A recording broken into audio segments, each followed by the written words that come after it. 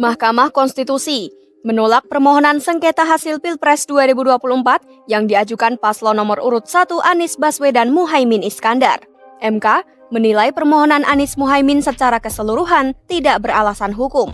Hal ini disampaikan oleh Ketua MK Soehartoyo saat membacakan putusan dalam sidang hasil sengketa Pilpres 2024 pada Senin 22 April 2024. Permohonan pemohon tidak beralasan hukum untuk seluruhnya.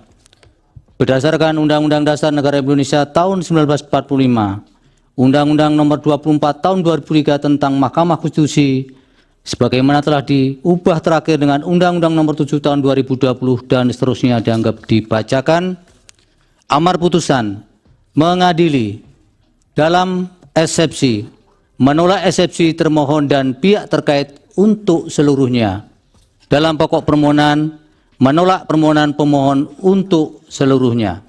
Salah satu dalil permohonan Anies Muhaimin yang ditolak MK, yakni perihal tudingan keterlibatan sejumlah menteri dan pejabat negara dalam memenangkan paslon nomor urut 2 Prabowo Gibran. Hakim Konstitusi Arsul Sani menyebut dalil itu tak beralasan karena tidak disertai bukti yang cukup.